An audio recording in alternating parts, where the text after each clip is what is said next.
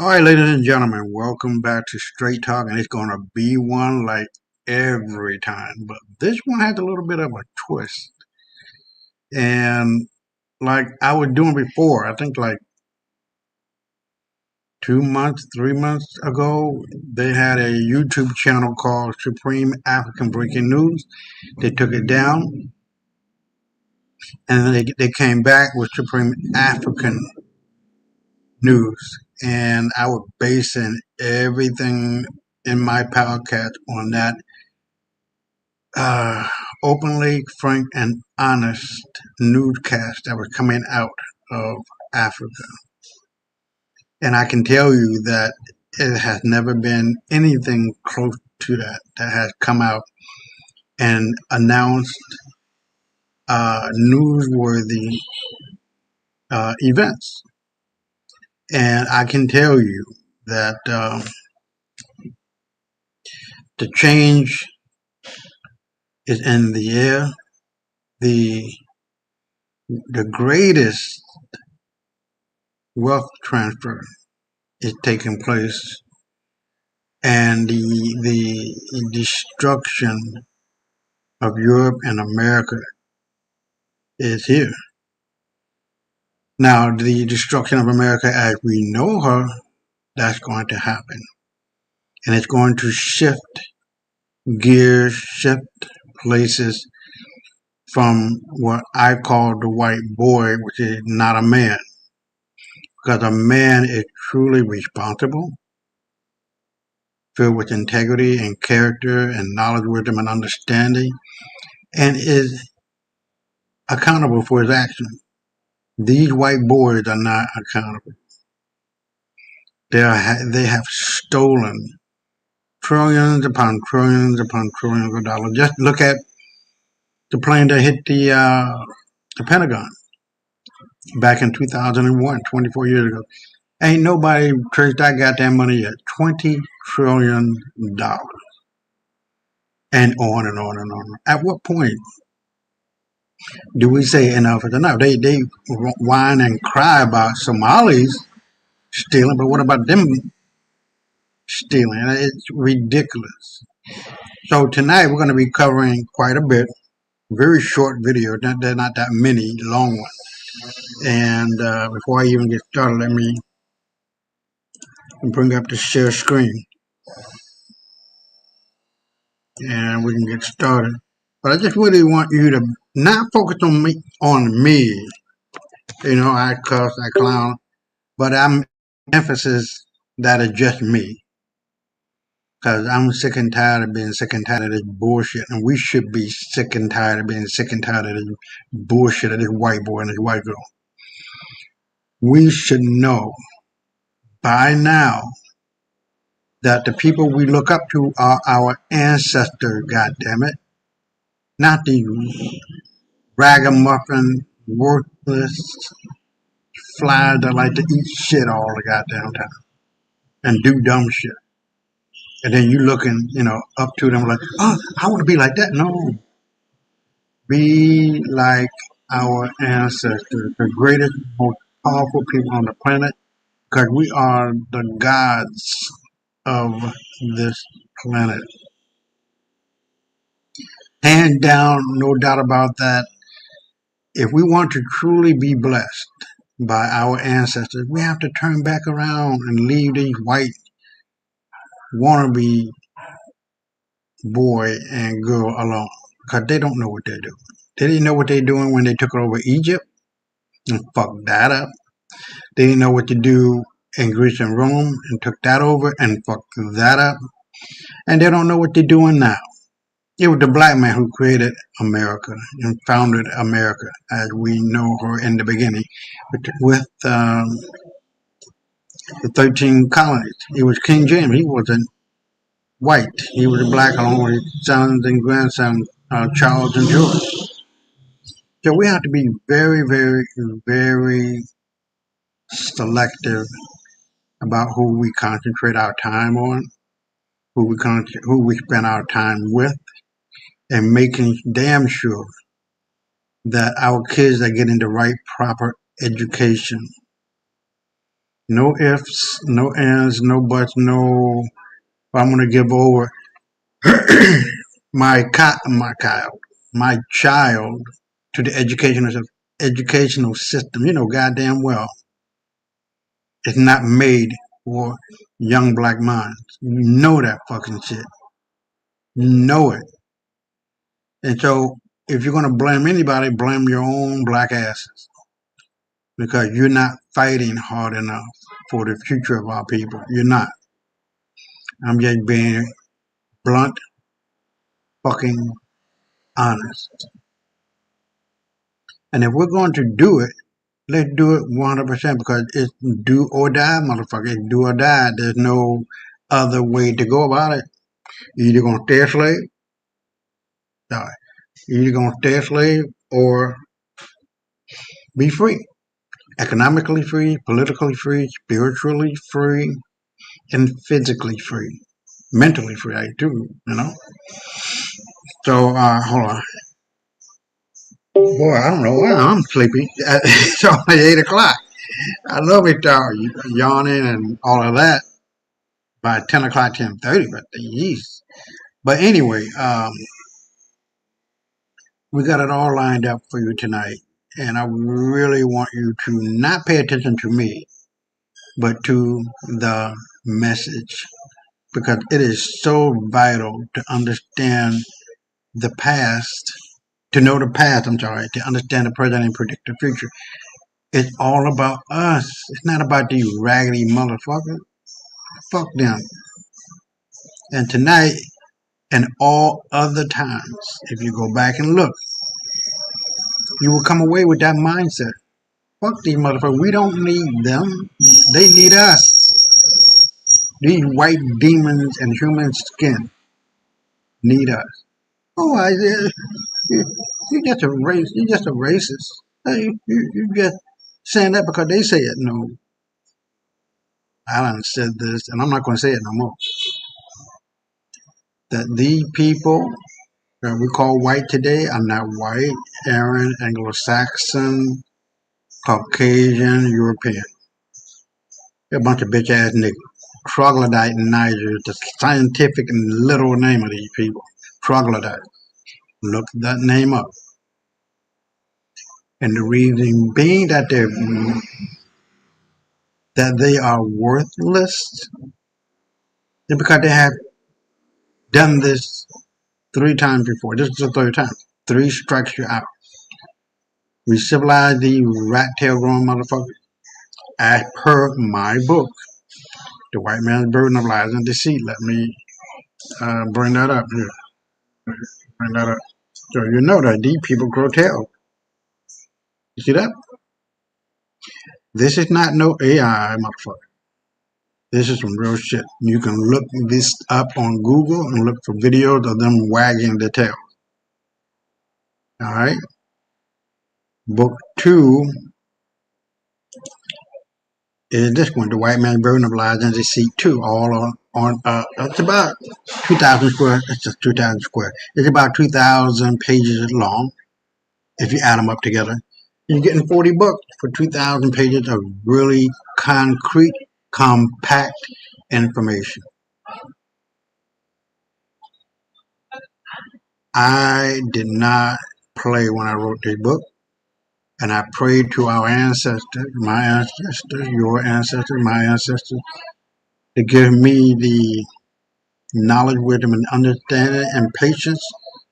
And believe me, our ancestors, you guys, helped me to write the book, waking me up countless times, 2 o'clock, 3 o'clock, 4 o'clock in the morning, telling me to get my black ass up and start writing. But I trusted that voice. I never not went back to sleep. I got my black ass up and started writing. And I can guarantee you from the commentaries or the comments that I've gotten is just extraordinary. People are saying that this book, and I'm not, pat myself on the back, but it's very, very, very comfortable to read. It's very, very, very comfortable to understand because it talks to you. It talks to you. And this is what I'm all about. And I can understand the terror of history because you get people who write in history books and it gets boring. You know what I mean? It's like chapter after chapter, bibliography, and but when I wrote the book before I started, I said, look, if I want to write this book, Ancestors, and you're writing it through me, how will I be able to write it so not only can I make a difference, but to allow that difference to shine through every page that the person is reading? And there it was. The moment that I saw that I was talking to myself, I created another version of me. Like I'm not gonna say the devil version. I mean, you know what I mean? Or the devil's advocate. What word am I looking for? Hold on. Uh, word am I looking? I'm looking for my companion, so to speak.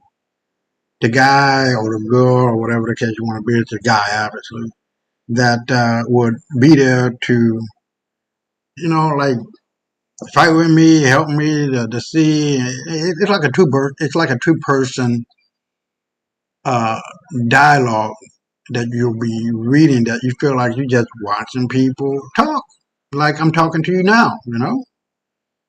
So that's the whole point and gist of what it was that I wanted to do and to make it unique because no one that I know about has ever written a book that I've written. And so that's the point of the book. The first book deals with why white people hate black people so much. And the second book deals with white supremacy and understanding what that is. White supremacy is real simple. There's nothing supreme about these motherfuckers. They're nasty, they're dirty, they stink, they don't take baths like we taught them to do. See, I'm not just talking just to be talking, I'm bringing facts. And tonight, one of the facts that I talk about quite often is the fact that these people have sex amongst each other, shitting and pissing in each other's mouths and bodies and spreading it all over the place, and drinking the piss and eating, vomiting all that shit back up and having sex in it. You think I'm lying? I tell you, this is some 30 plus years ago that somebody told me about two girls in a cup. I said, you lying.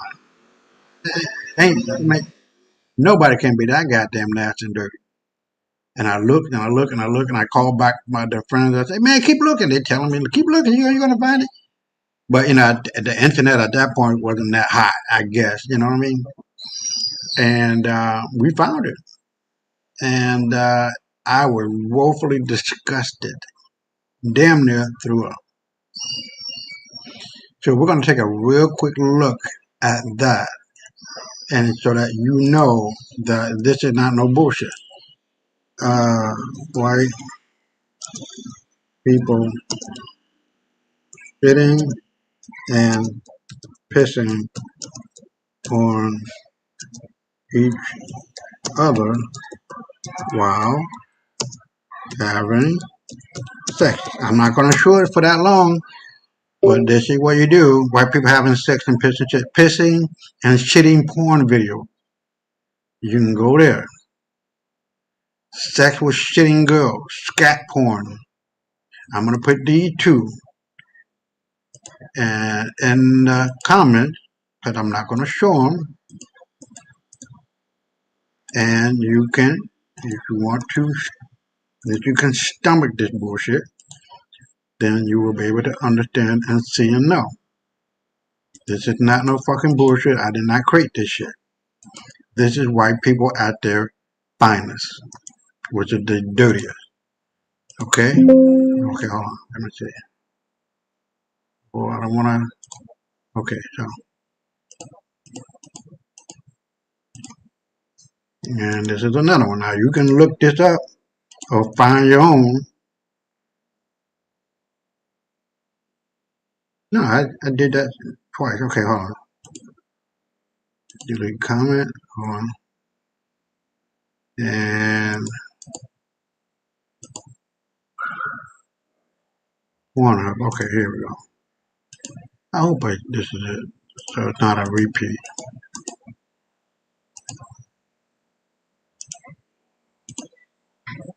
Okay, now I'm not going to show it.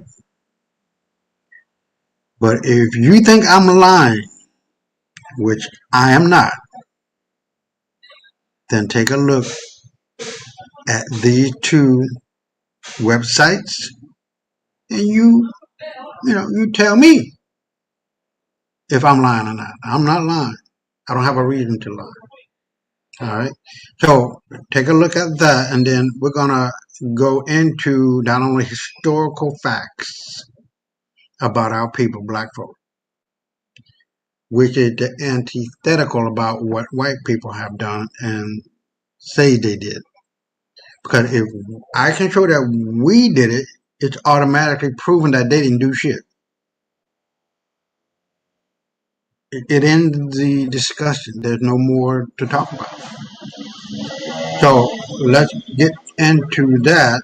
And this is the biggest lie ever told about race. You see that race doesn't exist. That is a manufactured stumbling block that has crippled people's mind. I have never seen a black man before, a white man before, a red man, or a yellow man. Because at some point, you go back long enough, deep enough, tall enough, and wide enough, you will find that there were only black people on the planet. I'll be right back. Mr. Black and Mr. White live next door to each other. They have the same job, the same income, the same car, the same furniture. They both walk out of the house in the morning. In reality, white skin is a genetic recessive status, not as said by Francis Wellston. Even though the white population says that people of color are minorities, you're genetically inferior because you are non-white.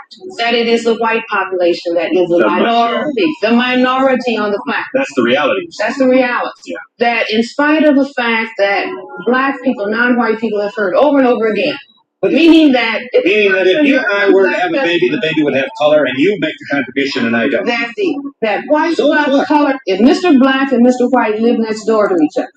Okay, now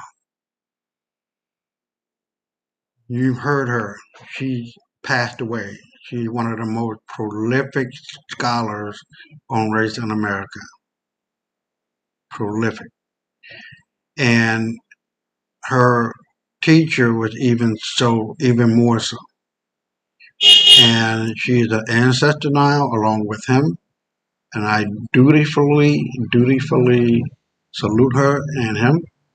And it is just amazing how at this juncture in time that we are seeing the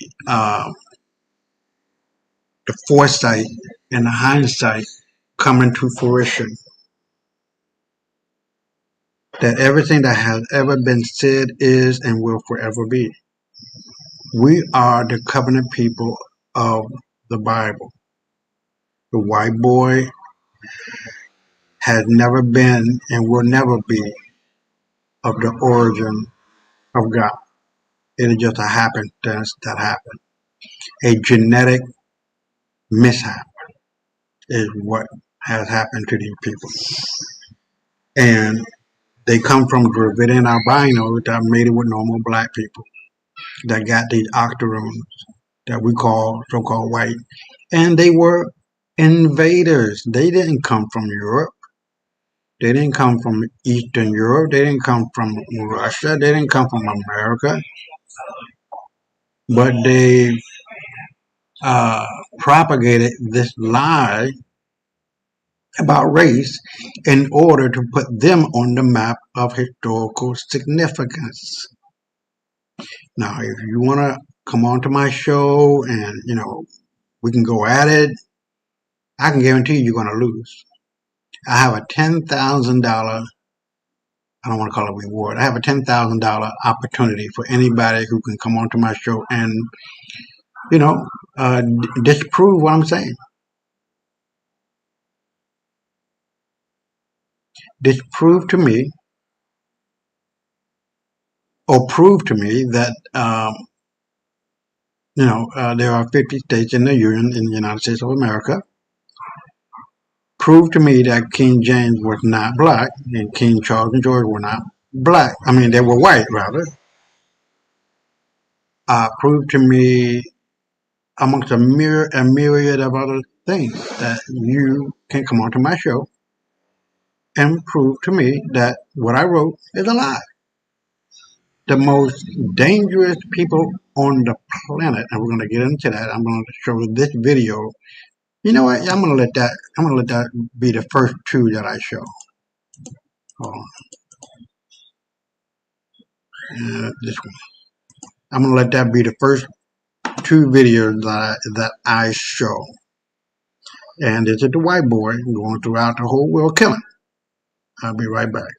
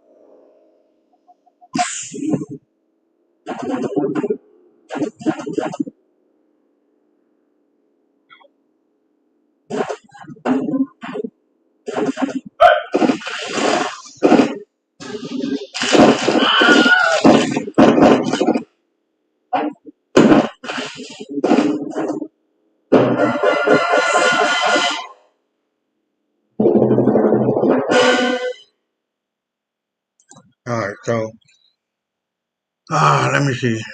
Let me go back to you guys. So from here, we can see that is only the white boy.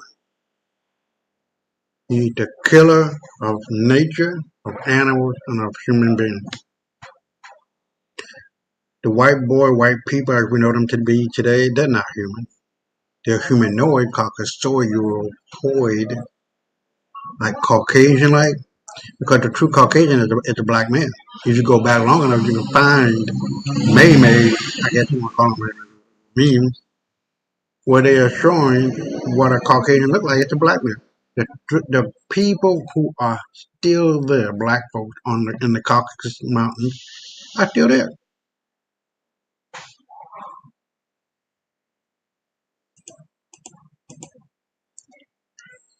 Now, this is the second one. Pay attention, please. Get the message. I'll be right back.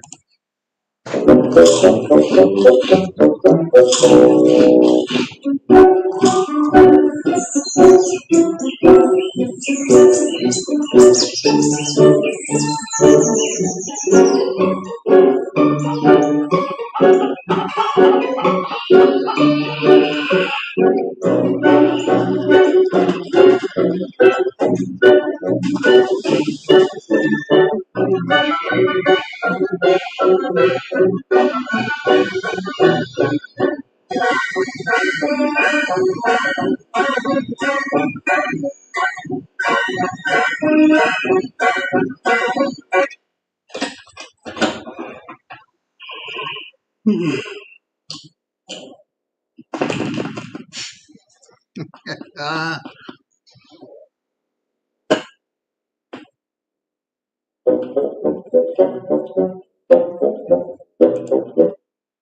man, I look. You know, I can't even begin to tell you in a more simple way. If you don't get it, motherfucker, fuck you. That's all I got to say. This white boy is a menace to society and planet Earth and the universe. All he has ever brought to the table of humanity was death, destruction, disease, and despair, and even the fifth one, depravity. This white boy and girl have the most reprobate mindset that you ever want to see. And look at the two. Hey, brother Will, I really appreciate you being here, man. If you can stomach it, please look at the two websites that I put, where it shows that white folks are having sex in the shit and piss that they shit and piss out of their asses and out of their uh, area where the piss come out of, and they're eating it and drinking it and shitting each other's mouth. I mean, this is just some wild ass shit. And we got black folks who love white folks. Why? Oh why? Oh why? There's no motherfucking way I'm going to do that. I'm not going to turn my back on our ancestors and spit on their grave just to try to please and get along with these motherfuckers. There's no more of that, man. You know what I mean? And Traore is speaking about Greenland and how white folk want to take that over. That's some dumb shit. This is white supremacy at its finest. And they're losing. And they're not going to get it back. We're taking all this shit over. The only man, the only woman, the only people who have a moral authority to save the planet is the black man or woman. The seed of God, the seed of justice is within us. And if we don't take it back, and I know we will, and we are, you can cough it up. It's over. Because the world is sick and tired of this motherfucker we call the white boy. They done lied, schemed, connived, killed, raped, and still doing all that shit to this very second. It's over. And if we don't stop, if the brown global south doesn't stop these motherfuckers, we're done. We're all going to die. Look at Fukushima. It's still spilling all into the Pacific Ocean, killing all the motherfucking fish and shit. If there's a fish left, there just ain't that many, and then you don't want to eat them. And then all that food supply. It's going right into our food line. You're consuming Fukushima radiation. You're consuming the radiation that is coming out of Florida and close to New York and the southeast of America. That is worse than Fukushima. They just don't talk about it.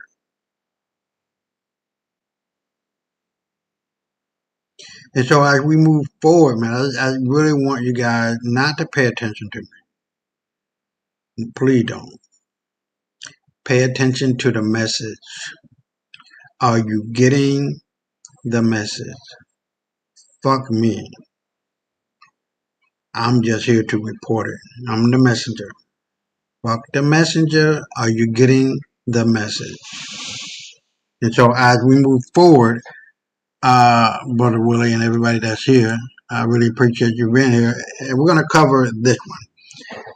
How the English Empire became the world's biggest narco cartel. Now, I talked about this too, and the two Indian families out of India, they had $45 trillion. To make a long story short, some white boy came to India talking about he want to get in with all the wealth and power.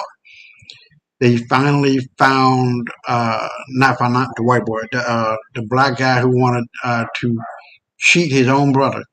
And this is what I'm talking about. When we are disunited, we lose. When we are united, we win. He had it in his heart and soul to try to cheat his own brother. The black guy in India had it on lock, the wealth, the power. And so to make a long story short, that $45 trillion flowed right on back to, not right like it was already there, but flowed into the hands of the white boy. And he went bankrupt and belly up. And look at in India now. So let's take a look at that. Oh, and then the narco part is the fact that the white boy had decimated, and perhaps is still decimating, China and Southeast Asia and Asia, but in particularly China, because they were involved in two opium wars. Tens of millions of Chinese died, home broken, civilization brought to its knees. And these were black people. The original Chinese were black. I'll be right back. The portrait of Queen Victoria that hangs in the National Portrait Gallery in London is a masterpiece of propaganda. It shows a woman of immense dignity and moral fortitude, draped in the heavy silks of state and holding the scepter of a benevolent empire. She is the grandmother of Europe, the symbol of a civilization that believed it was bringing light to the dark corners of the globe. It is an image that commands respect. But if you were to peel back the canvas of that painting and look at the raw financial ledgers of her government in the year 1839, you would see a picture that is far uglier and far more honest. You would not see the records of a civilized monarchy. You would see the accounting books of a criminal enterprise. Because beneath the veneer of Victorian morality, the British Empire in the mid-19th century was operating the largest and most sophisticated drug trafficking ring in human history. The image of British warships blowing apart the Chinese coast to protect a fleet of drug smugglers is a picture that has been carefully airbrushed out of the Western consciousness. You will not find it in the school curriculums of Eton or Oxford, and you certainly will not find it in the nostalgic dramas about the royal family. How this common kitchen herb supports fat burning. Rosemary. Most people only use it on chicken or potatoes, but rosemary contains something called carnosic acid. It is an inconvenient memory. For the British, it looks like a shameful lapse in judgment. For the Chinese, it looks like the violent rape of a civilization. But for the men who sat in the boardrooms of the East India Company, the decision to turn the empire into a cartel was not a matter of malice, it was a matter of survival. The machinery of the British Empire ran on money, and by the 1830s, the engine was running on empty. To understand the moral collapse of the British state, you have to understand the terrifying economics of tea. By the 19th century, the British public had developed an addiction that was almost pathological. Tea was not just a drink, it was the fuel of the Industrial Revolution. It was the only thing that made the 14-hour shifts in the dark, satanic mills of Manchester bearable. It was the social glue of the aristocracy. The British government relied on the tax revenue from tea imports to build its battleships and pay its civil servants. But there was a catastrophic flaw in this economic model. The tea plant only grew in China, and the Qing emperor who sat on the dragon throne in Beijing had absolutely no interest in the products of the British Isles. He did not want their wool because his people wore silk. He did not want their mechanical clocks because his astronomers had mapped the stars centuries before the British had learned to read. The emperor made it clear to the desperate British merchants that he would accept only one form of payment for his precious leaves. He demanded silver. For decades, the British Empire was literally bleeding its wealth into the Orient. Ships laden with millions of ounces of silver bullion sailed from London to Canton and returned with nothing but crates of dried vegetation that would be boiled and consumed. The trade imbalance was a hemorrhage that threatened to bankrupt the Bank of England. The reserves were draining away. The currency was destabilizing. The directors of the East India Company looked at their balance sheets and realized that if they did not find a way to get that silver back, the empire would collapse under its own debt. They needed a product that the Chinese could not refuse. They needed a commodity that would bypass the logic of the market and tap into the darker logic of human biology. They found opium. The production of this poison was not left to the chaotic hands of private criminals. It was organized with the cold, bureaucratic efficiency of a government department.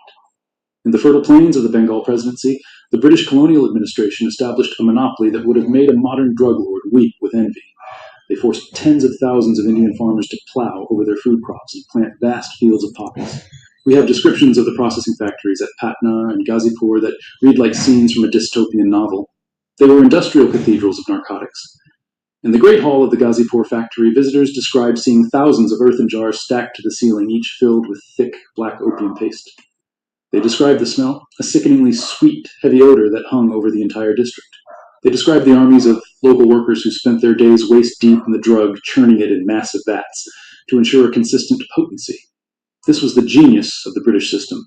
They applied the standards of the Industrial Revolution to the production of an illegal narcotic. They standardized the size of the balls. They stamped each cake of opium with the official seal of the East India Company, just as they would stamp a bar of gold or crate of rifles. It was a product of the state. But the gentlemen in London faced a legal problem. The sale of opium was strictly prohibited in China. The penalty for trafficking was death by strangulation. The British government could not be seen to be directly violating the laws of a sovereign nation. So they created a system of plausible deniability that was as cynical as it was effective.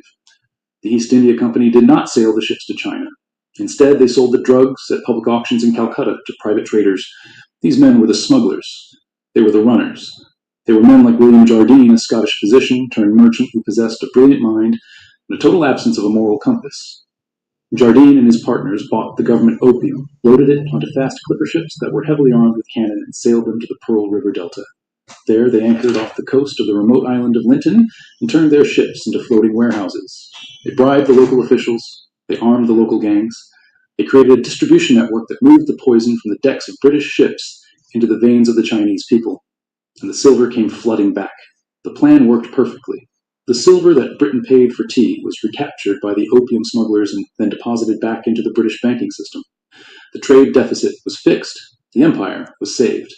But the cost was the slow-motion assassination of Chinese society. By 1838, the British were smuggling 40,000 chests of opium a year into China. That is roughly 5 million pounds of pure narcotic paste. The impact was apocalyptic. We have reports from Chinese officials of the time that describe entire villages where the men had ceased to work because they spent their days curled on wooden pallets inhaling the smoke. The army was rotting from the inside because the soldiers were selling their muskets to buy the drug. The bureaucracy was paralyzed because the magistrates were high. The silver that was the lifeblood of the Chinese economy was vanishing, causing inflation and poverty that triggered famines and unrest. The Qing Emperor Daguang watched as his empire began to crumble, not from an invasion of soldiers, but from an invasion of addiction. He realized that he was facing an existential threat. If the flow of opium was not stopped, China would cease to exist as a functional state. In a moment of desperate resolve, the emperor turned to one of the few men in his court who could not be bought. He appointed Lin Zexu, a scholar and poet from Fujian province, as his imperial commissioner. Lin Zexu is a figure who deserves to be as famous as Nelson or Napoleon.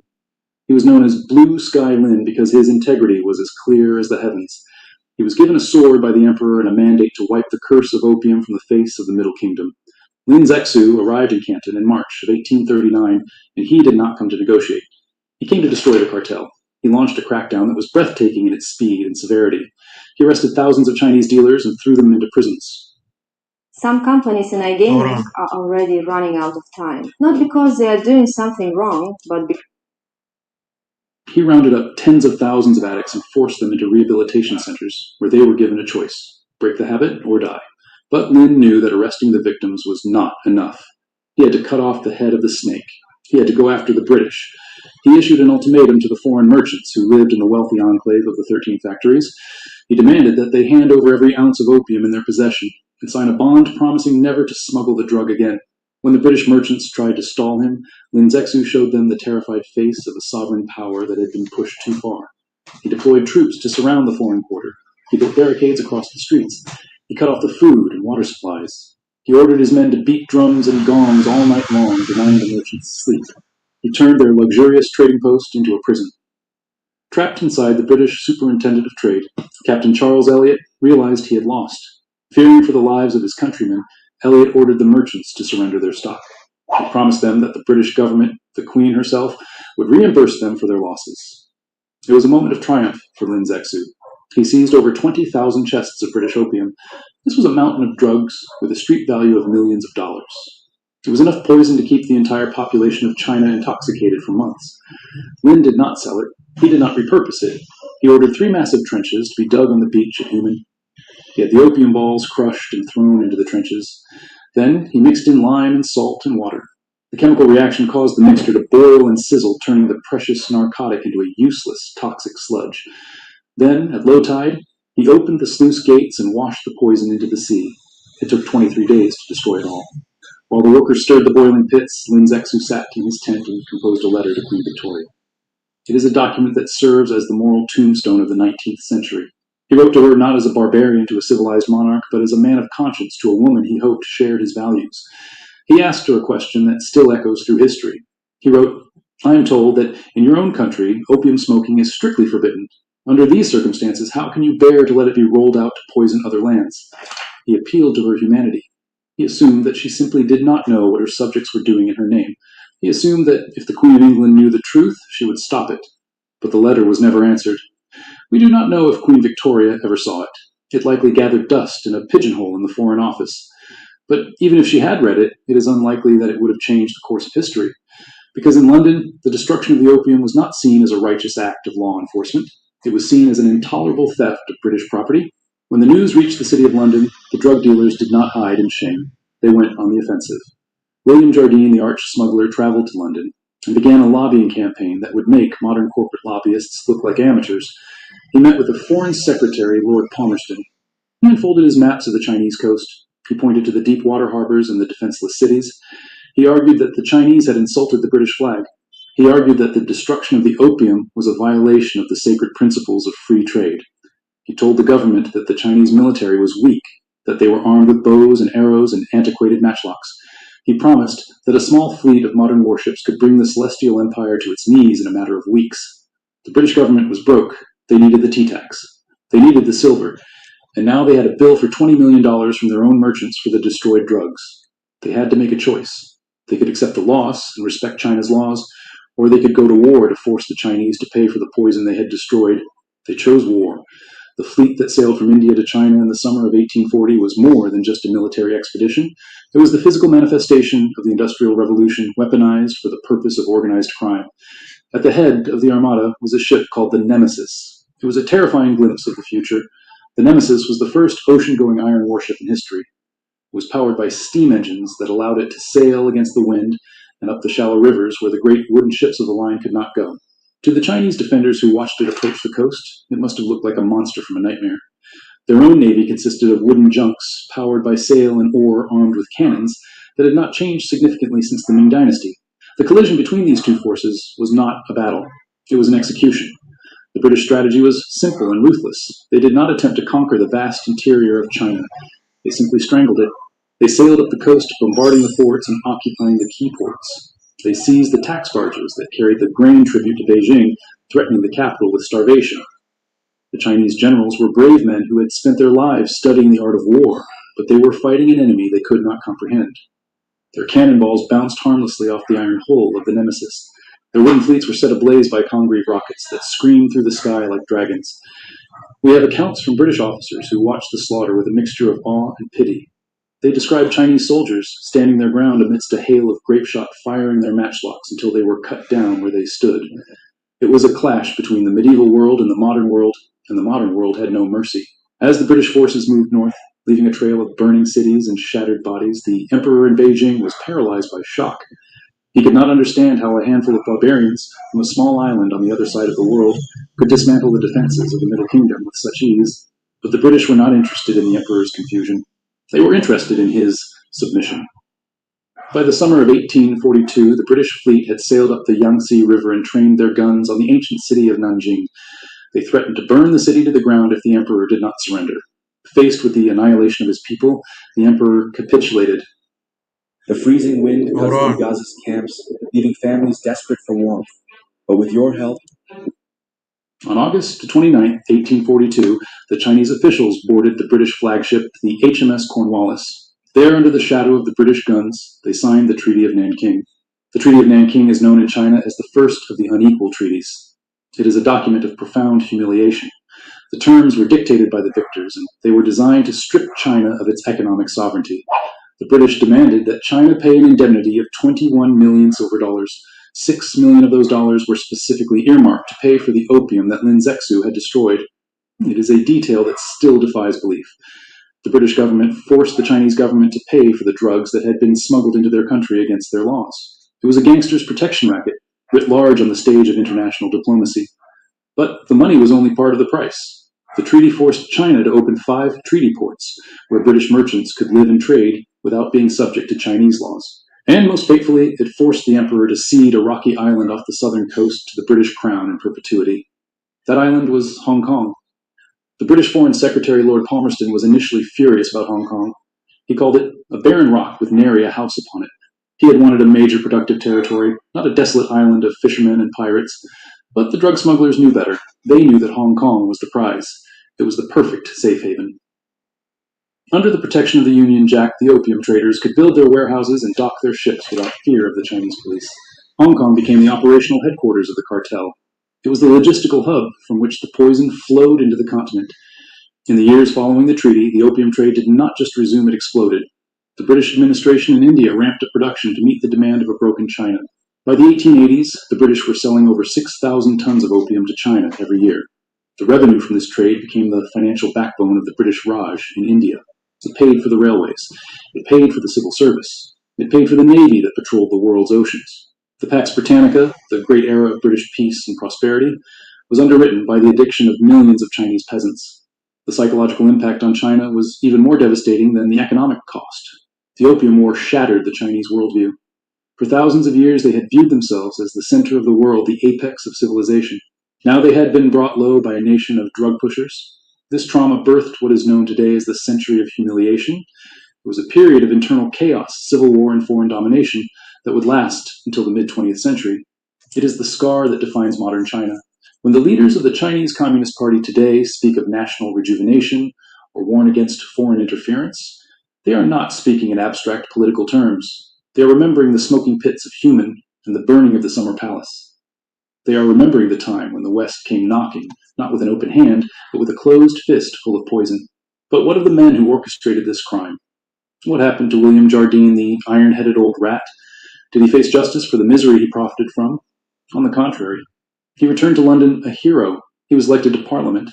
His partner James Matheson became a baronet and one of the largest landowners in Britain. The company they founded, Jardine Matheson & Co., did not disappear into the shadows. It evolved.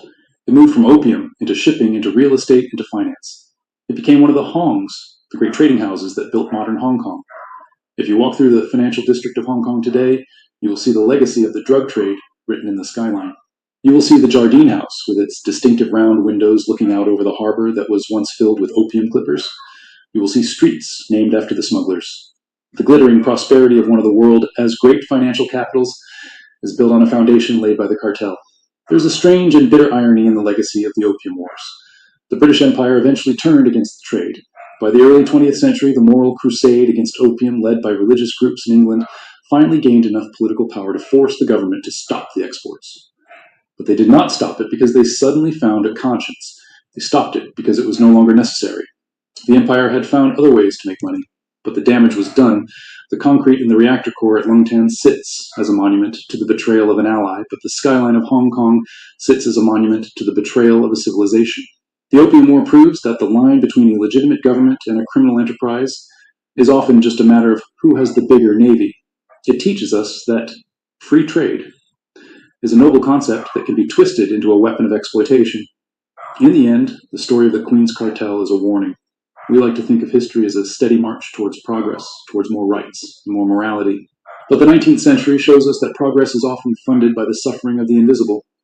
Queen Victoria sat on her throne for 63 years, a symbol of virtue and grace, but the jewels in her crown were polished with the silver drained from a dying empire, and the tea in her cup was steeped in the tragedy of a nation brought to its knees. The ghosts of the opium dens have not vanished. They linger in the suspicion that still divides the East from the West. They remind us that sovereignty is not a given right. It is a privilege that can be taken away by anyone with a gunboat and a product to sell. And once you force a nation to swallow your poison, you can never truly expect them to trust you when you offer them a cure. I'm John, and this is the Cinematic History Tales channel. Subscribe now to stay ahead of the curve, because when the history books are written, you'll want to be among the few who saw it coming. Thanks for watching. Now, that's deep. And you know why China is into fentanyl. They have not forgotten the evil nature of this white boy. They are going to get vengeance for their people. Tens of millions of Chinese families, cities, states, however they go in China, were ruined and decimated. What the fuck do you think? Do you really believe? Do you really fucking believe that China just said, oh, well, okay, that was in the past? No, baby, don't work that way. This white boy done went all over the world, fucking shit up and fucking people up. Do you know in France they got 20,000+ heads in the museum of black people? Do you know that they bombed the atolls in the Pacific? Not one, twice, 3 times, 10, 20, 30, 40, 50, 60 times. No. 63 times they bombed with a nuclear bomb. They bombed Japan. Do you believe the Japanese forgot about that shit? Do you believe all the hell that they brought upon Southeast Asia or Southwest Asia, whatever the fuck it is? Do you believe that the brown-skinned people in the global South, Central America, South America, Africa, do you really believe we forgot? White boy. You don't believe we don't want revenge and vengeance is on the menu? Hell fucking yeah, you'll be a goddamn fool, boy, if you believe we forgot. And you're going to see that tonight with the word of priority, talking about Greenland and telling Greenland, don't give up the fight. You're going to see Greenland joining the AES. And from what I've heard, Nigeria just joined Greenland. I'm sorry, just joined priority, the AES. So we have to remember that come February the 26th, 2026, next month, we got a month and 13, no, yeah, a month and 13 days left before Africa, the United States of Africa comes online. It's over. The white boy has nothing. They have nothing. They have nothing but death, destruction, disease, and despair coming back to them. You always reap what you sow, and so shall you reap. The sins of the mother and father are always visited upon their children. Oh, I never had slaves. I never sold them. Bitch, please, shut up. Just shut the fuck up. Because if your parents did not get it, and even if they did get it, you're going to get it. There's no saving your funky asses. There's no saving. There's no nothing. Cállate. And so as we look across the pages of history,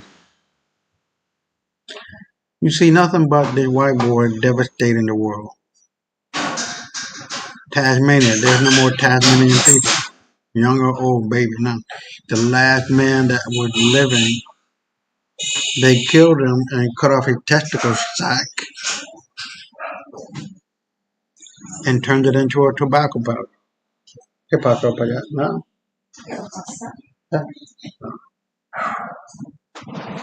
So, it's going to be what it's going to be, you guys. I mean, there's no ifs, ands, or buts about it. And I am here every Tuesday at 8 Eastern Standard Time and every Saturday at 8 Eastern Standard Time to give you the fullest information that I can find, that I throw out throughout the week. Excuse me. And just bringing it to you. I mean, no sugar added. I'm not trying to sugarcoat a motherfucking thing. Fuck it.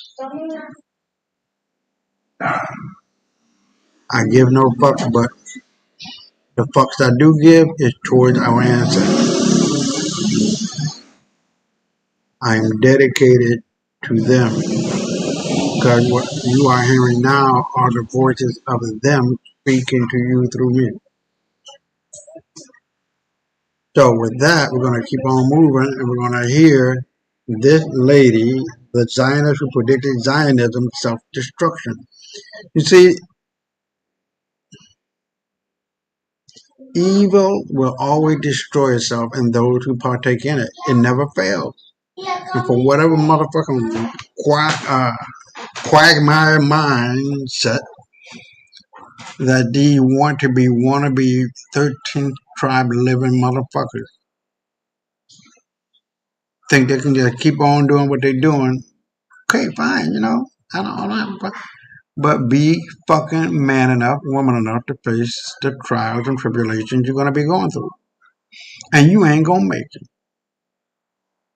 You're not going to make it. You lazy, trifling motherfuckers, y'all ain't going to make it. You're not breeding enough to keep your population at even point. When my book came out in 2017, it was like 0.09, the reproductive stages or whatever the percent or whatever the case may be, however you want to call it. To maintain a population, you need 2.1. Black people, 12. Mexicans, 100. White people at that point, 0.09. After the vaccine came out, the majority of people who took it were 85% white. That was an event, a catastrophic event, because it dropped your reproductive point from 0.09 to 0.034. It was the vaccine. If it did not kill you right away, if you survived it, right, you were chemically castrated.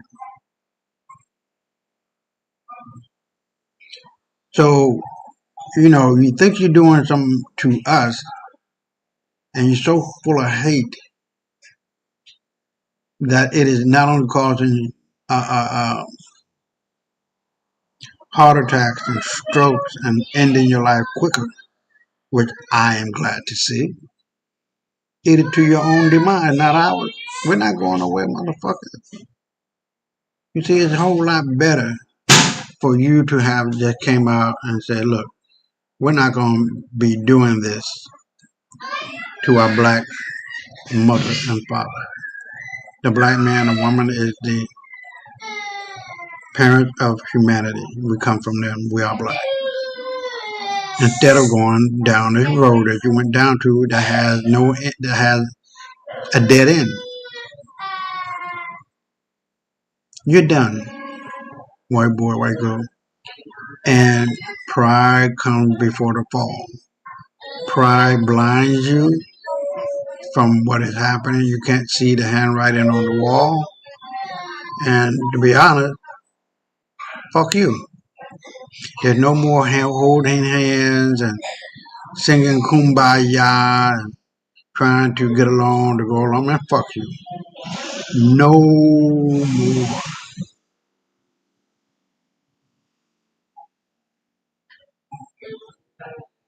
No more. And so as we move into this woman, we're going to just pay attention to what she's saying. Because really what she's saying is what I just said. I'll be right back. In 1944, Hannah Arendt wrote an essay called Zionism Reconsidered. She began by identifying a disastrous political turning point for Zionism. She wrote that the end result of 50 years of Zionist politics was embodied in a single moment. The Atlantic City Convention of the World Zionist Organization. There, American Zionists, from left to right, unanimously demanded a Jewish state that would embrace all of Palestine, undivided and undiminished.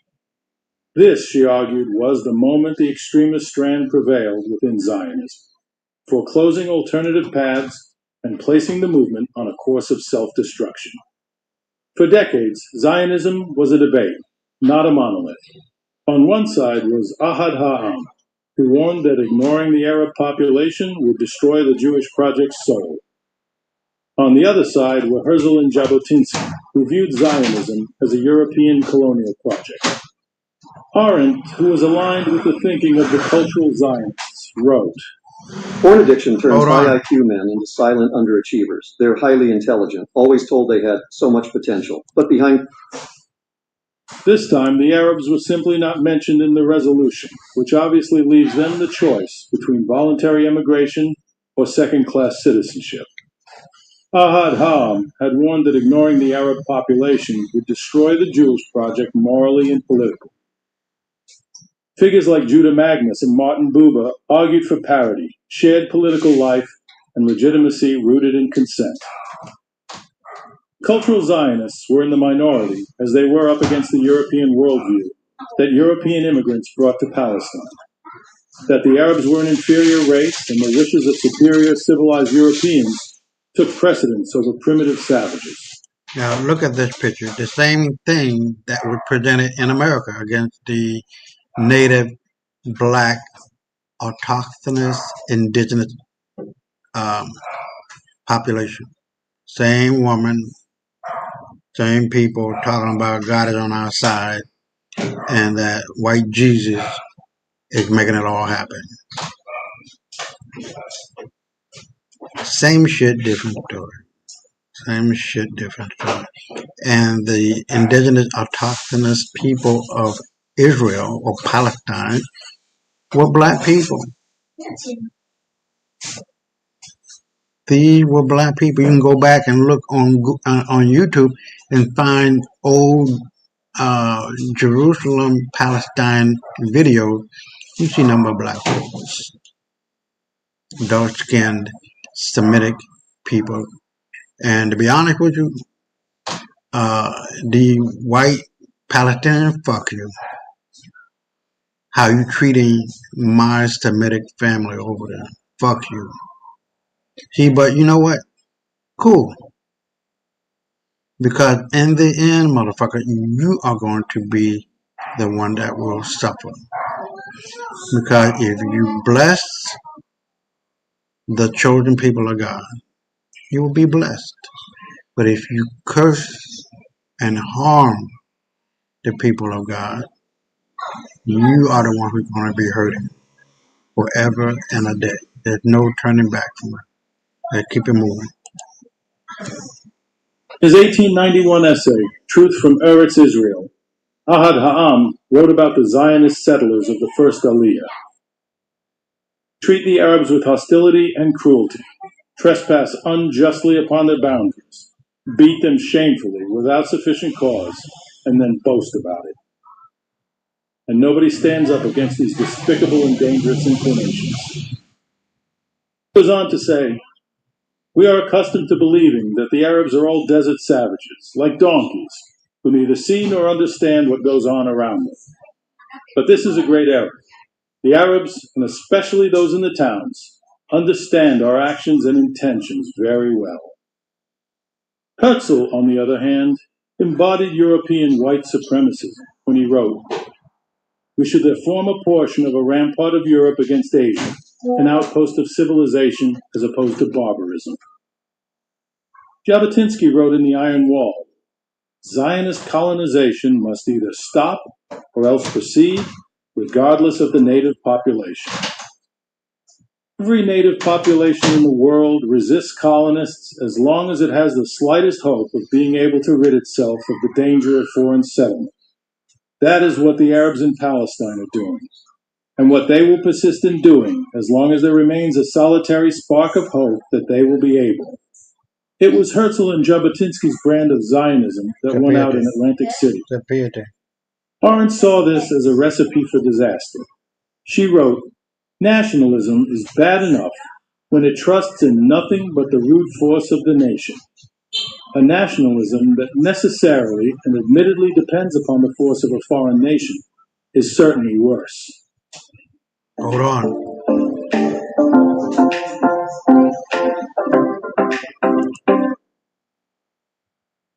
Herzl had embraced this dependence on colonial powers. We should, as a neutral state, remain in contact with all Europe, which would have to guarantee our existence. Arendt saw this as a guarantee of insecurity and never-ending conflict. Even a Jewish majority in Palestine, nay, even a transfer of all Palestine Arabs, which is openly demanded by revisionists, would not substantially change a situation in which Jews must either ask protection from an outside power against their neighbors or effect a working agreement with their neighbors. Arendt felt that no people can secure freedom by denying it to another.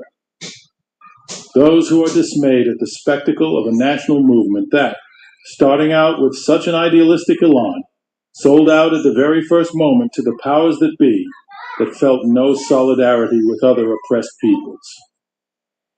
Zionists had chosen to ally themselves with anti-Semites and imperialist colonial powers to realize their goals. It began with the sponsorship of the British Empire to Ben-Gurion's pact with Nazi Germany, and after 1948, Israel's support for apartheid South Africa and Rhodesia, and every military dictatorship in Latin America. Arendt's most chilling insight was that Zionism had fled into a doctrine of eternal anti-Semitism, and that doctrine drove it toward maximalism, dependency, and permanent conflict. Once that premise is accepted, politics collapses. If you applied Zionist logic to Black Americans, it would mean that racism is eternal, the civil rights struggle is futile, and equality should be abandoned in favor of separation. That is not emancipation. It is a politics of despair and an implicit acceptance of Nazi racial premises as the permanent structure of human society.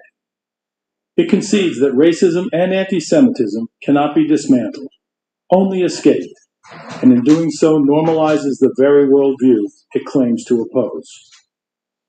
Decades later, after the Holocaust, some Zionist thinkers would claim that the Holocaust had proved Zionism's premise. They coined the term catastrophic Zionism, a belief that Jewish safety is a zero-sum game because the world is inherently and permanently hostile. Arendt had warned that this was a disaster that would spawn a Zionism that requires perpetual crisis to justify itself, that assumes coexistence is impossible in advance, and that treats domination as the only path to security. It doomed any hope of coexistence in Palestine. Since all societies were anti-Semitic, how could you coexist with Palestinian society? Settlers weren't coming to join a society, they were coming to replace one. To see how that looks in a context closer to home, just imagine if Jewish immigrants arrived in South Carolina and declared that they wanted to make South Carolina an independent Jewish state and displace the locals. After all, the people of South Carolina had more than 40 states to go live in. How long do you think those settlements would have been tolerated by the Americans? But here is the ultimate irony, the cognitive dissonance of modern Zionism.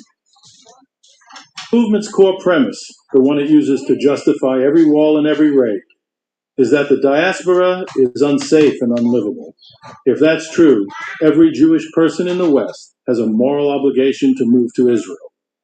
And yet, the state of Israel depends on American Jews remaining exactly where they are. It needs them in the U.S. to secure the political patronage, the billion-dollar checks, and the diplomatic cover of the world's biggest superpower. The doctrine of the unlivable diaspora is just weaponized rhetoric. It is a destiny for some and a convenient fiction for others. Arendt couldn't have known the specifics of what would unfold over the next 8 decades. But the logic she identified, seeking security through domination, depending on imperial powers, treating conflict as eternal and unsolvable, has manifested in exactly the kind of situation she feared. Applied to Palestine, this logic has produced a genocidal apartheid state committed to the pursuit of a greater Israel, a territorial project that requires the displacement of millions of Arabs through expulsion, extermination, confinement, or enforced second-class status. Security is sought not through equality or coexistence, because that is considered a naive and hopeless quest. Only through separation, ethnic cleansing, territorial expansion, and domination can a group be secure. This is how a movement born in response to racial persecution becomes the mirror image of the violent, racialized rule Jews once fled. Thanks for watching. Please hit the like and subscribe buttons if you would like to see more content like this. Oh boy.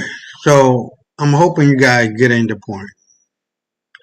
That evil will always destroy itself, and this white boy don't know nothing else but iniquity.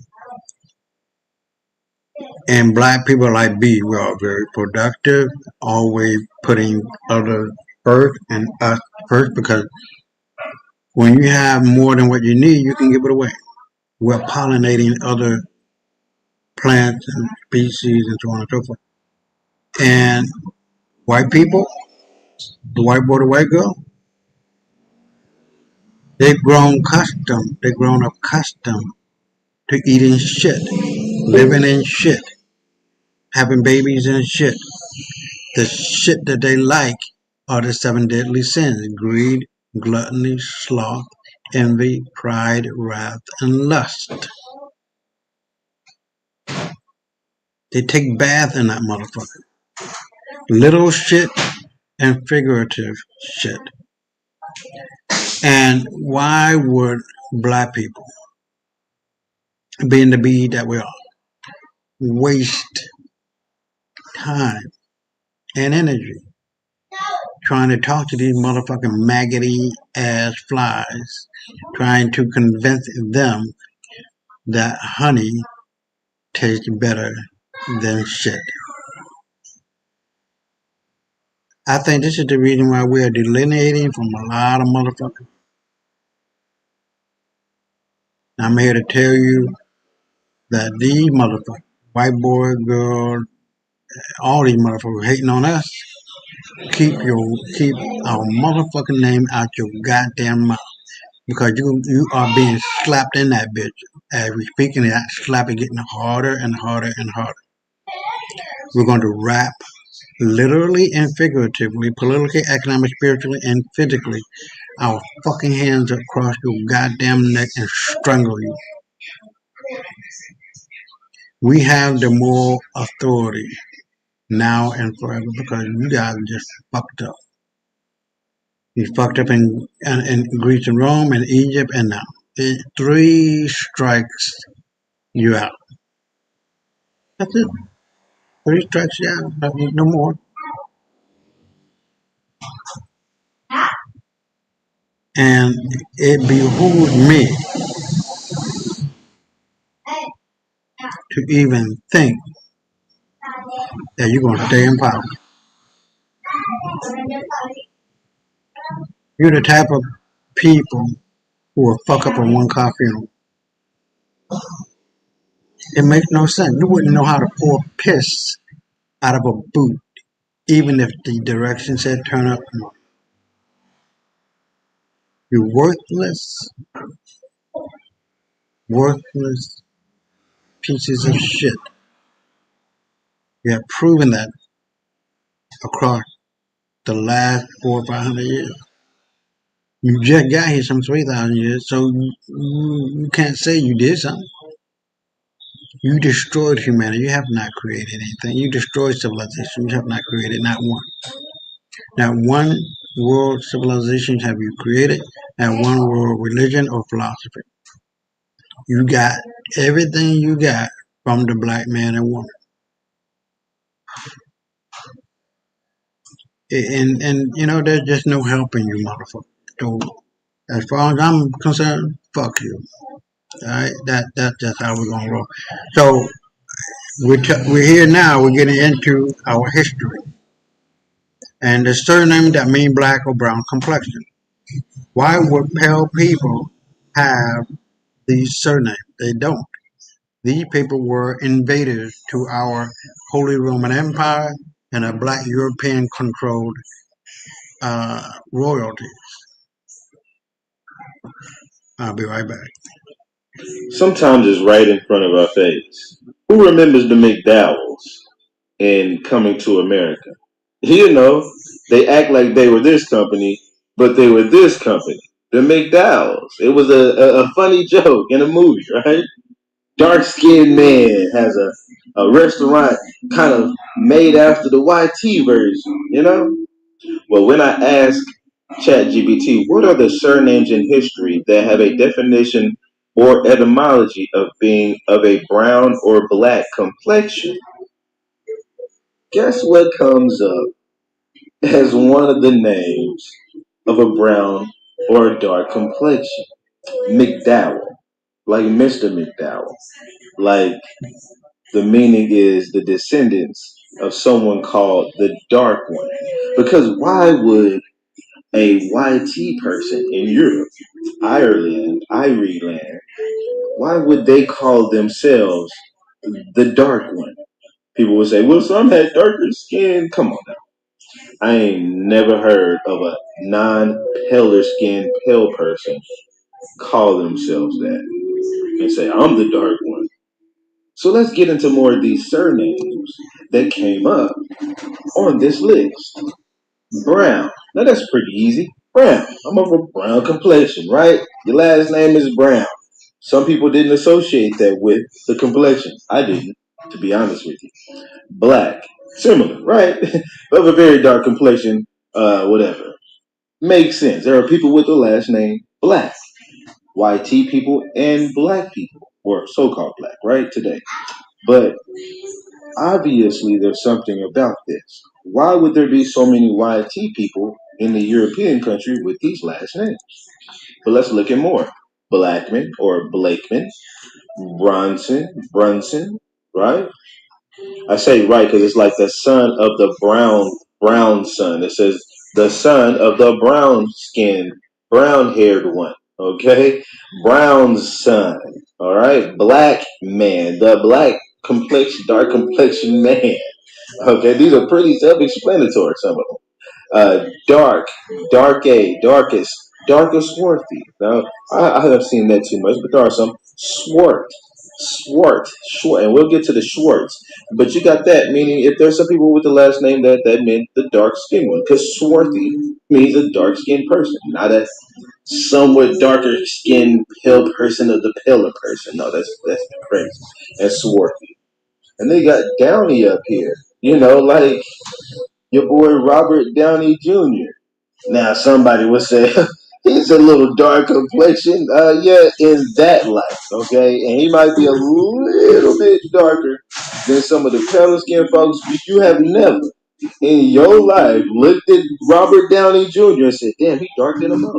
So, but Downey means descendant of the dark one, from the dark place, or descendant of a dark one.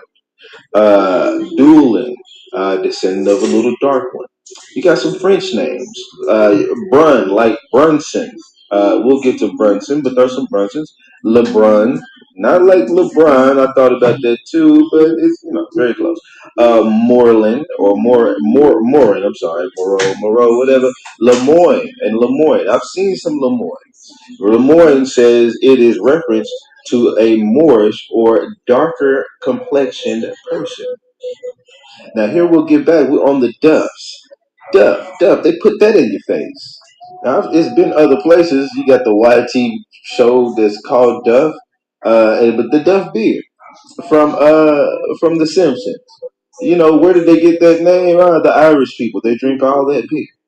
Funny how the color of the bottle is brown, but typically that's the color. I ain't gonna lie.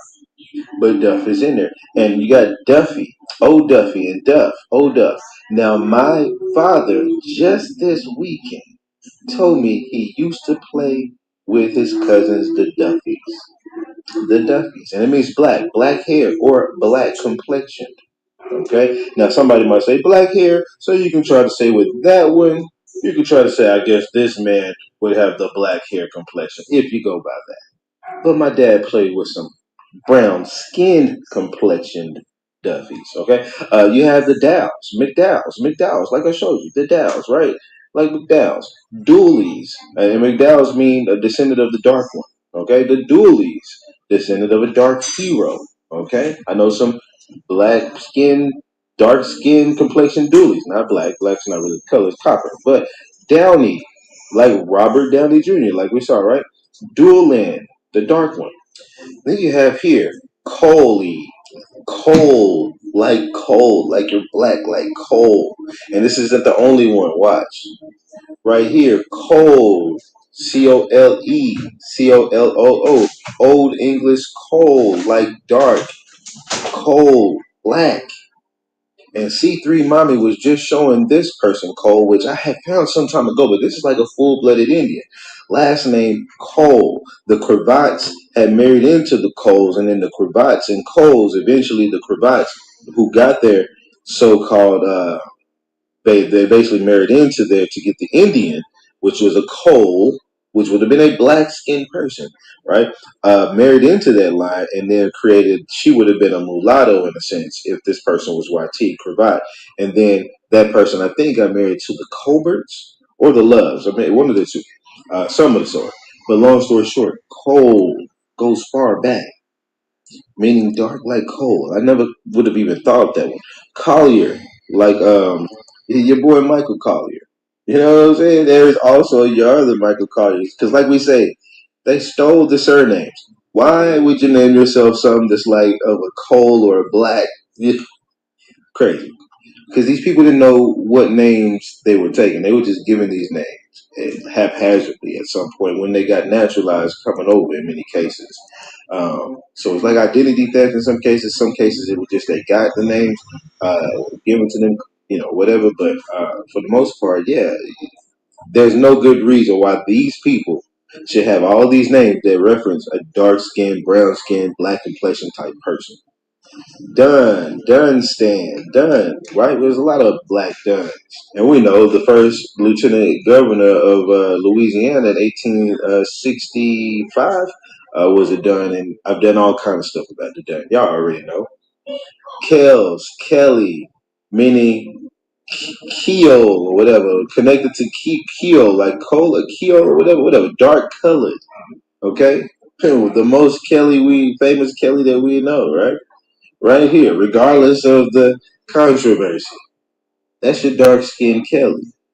I ran a long time, but here's the Scandinavian, Svartman and Brun and all of these things, Stroner and Trono and all of these Moras, but there were dark complexion people, surnames in these areas. France, you got these right here, Brun, all of these, Dunn, Dooley, we've seen those already, right? Brun and Moro. Lenoir, like Noir, right? Moro, all of these got more in the name. Noir, Noir, like dark, right? Here's one I thought that was interesting in South India. Krishna, like Hare Krishna. Krishna means the dark one. Now, the dark-skinned one. Now, they're dark-skinned with long hair over there, different type of people, but still. Now, German, you got names like Schwartz. like Schwarzenegger, like your boy Arnold Schwartz, meaning black, Negar, meaning Negar, right? If you need to find that, that's what the Negro in the old Spanish book of 1659, Niger. Same thing in a more current one, whatever, same thing. That's where the word derives from. So yes, his last name is literally the Black Neger. But okay, there's some more Italians and Spanish names, Portuguese, others. Most of them referring to the word Moor or Negro inside the name, which helps give even more credit to the words that actually have the word black, brown, whatever already in them, right? Morris, Morrison, Maurice, Mora, Morel, Merrill, all these kind of names, Moro, Moore, right? That's all in America today, all amongst our same people. So it's not surprising that you would see the same thing in last names from over there too. People with the last name Prieto or Pardo or Moreno or Morena or Moro or Maron, and they put it in your face. They put it in your face in so many ways. Did you know they were so accurate with using McDowell to make fun of McDonald's? Almost like a real play in your face on identity theft that you wouldn't even care. All right. So as we move forward, cause these videos are not that long, some might be 20 minutes, but we're gonna go pretty quickly. But even though it's quick, the message is powerful. Ubuntu, Ubuntu.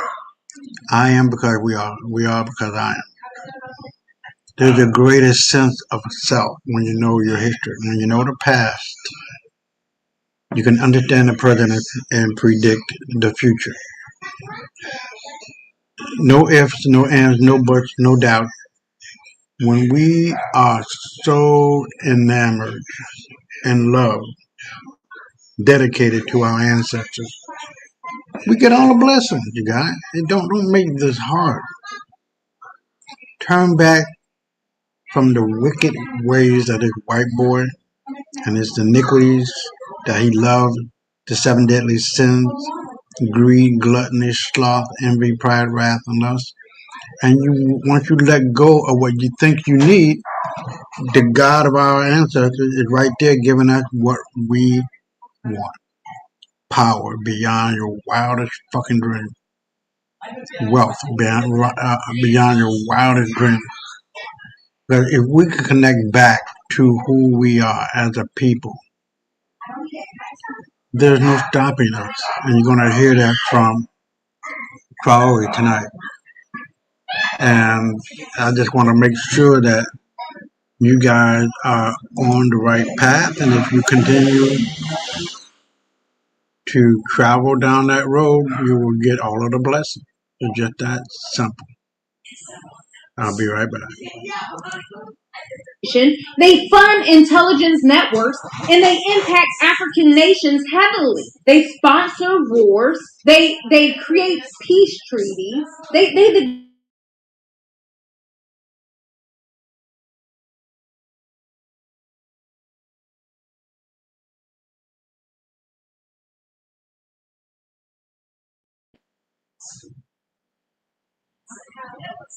Antichrist system, the beast system, Edom's final form. And this is fulfilled in Revelation 17, where it talks about the woman sitting on 7 hills. Daniel chapter 7, the 4th beast.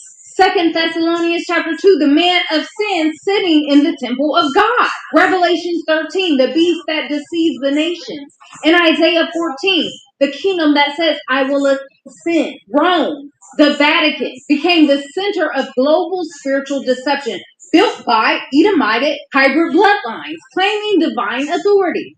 So I want you all to see how this connects, because everything connects with one another when you see the entire picture.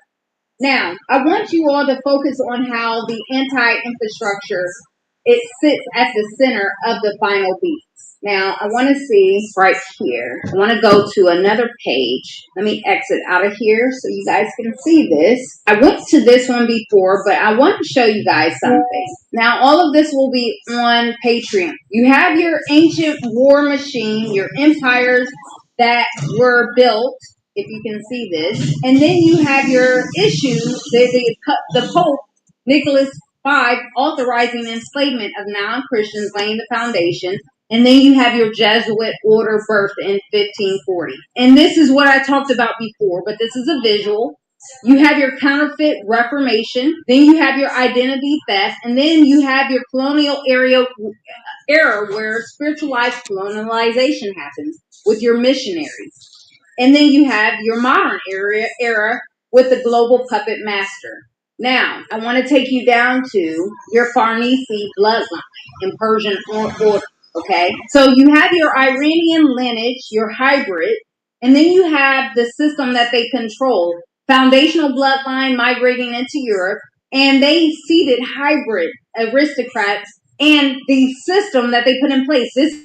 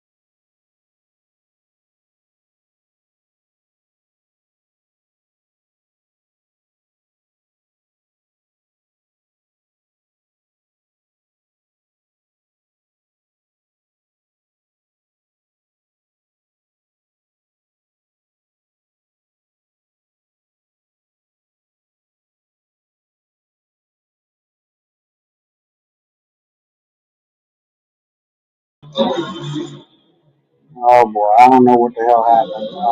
Sorry about that. Hopefully you guys can come back. We're gonna get back to. Can't bring that back up, right? Boy. Let's see. But the ticker is still running, so hopefully it did pick it up. I don't know. But wow. Boy. I'm gonna keep on going, and we're gonna hopefully make do with what we have, because that's certainly not gonna redo this tomorrow night. So hopefully it did get it. We did.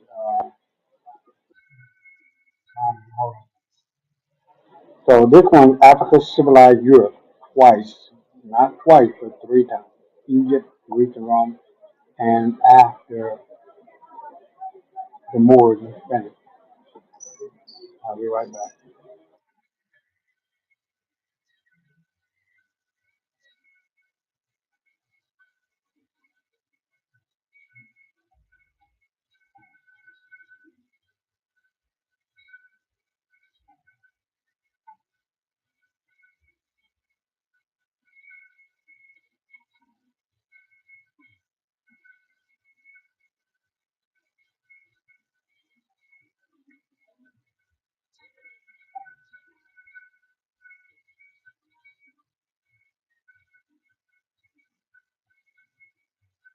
So, wow, and I really hate that when that happens. I don't know why that is or why that happened. Um, so, like I said, the ticker is still running, so still recording.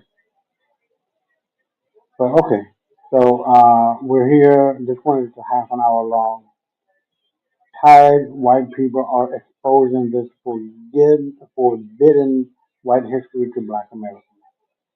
This is deep, and I'm hoping those who are listening through Twitter or X, YouTube, and Rumble that you guys are bypassing the messenger and listening to the message. We're going to run this 15 minutes and 15 minutes. It's about half an hour long.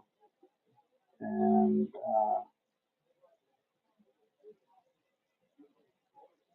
I'll be right back.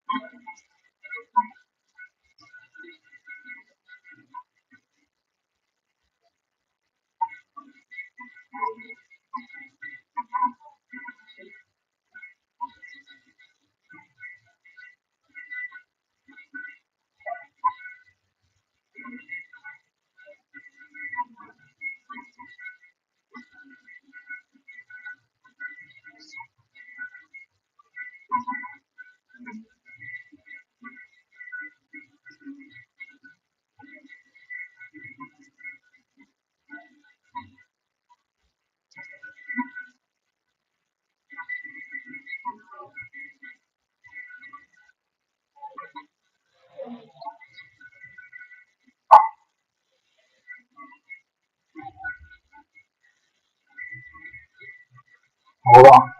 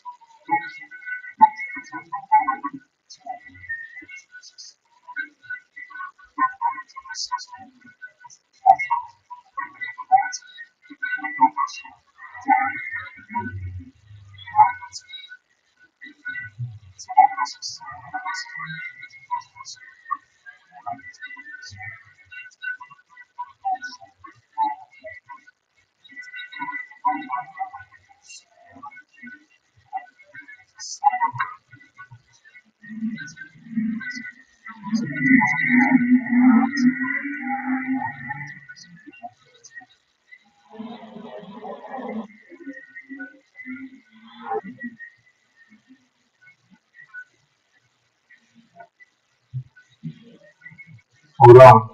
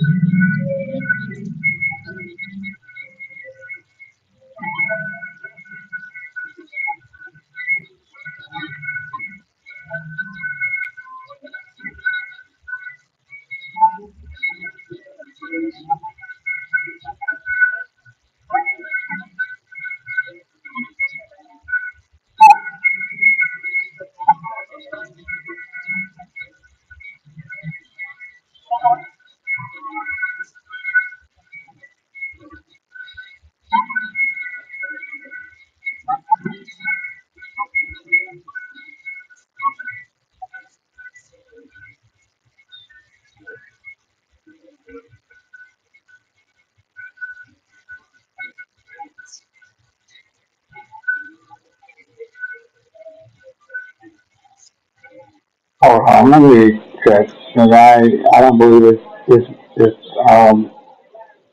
recording. I really don't. But if I don't see it, then I'm going to cut the feed for the night. And let's see.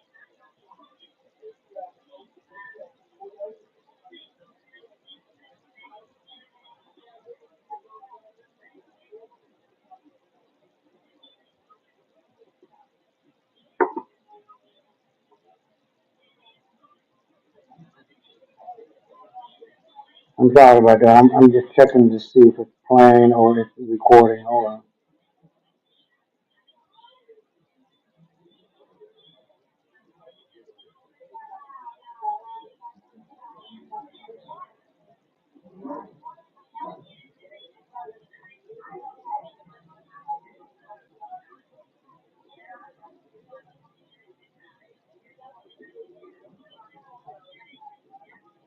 So it says live. I don't know what the hell is going on.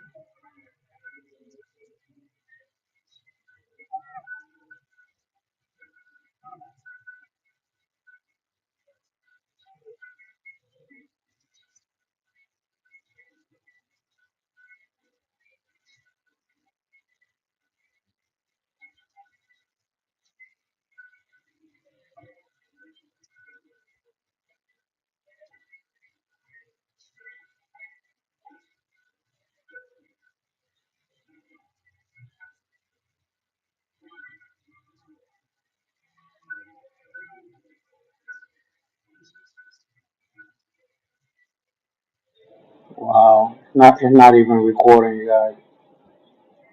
So I don't know what happened, and YouTube didn't cut the feed, and it went south. Um, so I'm gonna have to just try this again, maybe Thursday night, because tomorrow I just don't know what's gonna be happening with my class.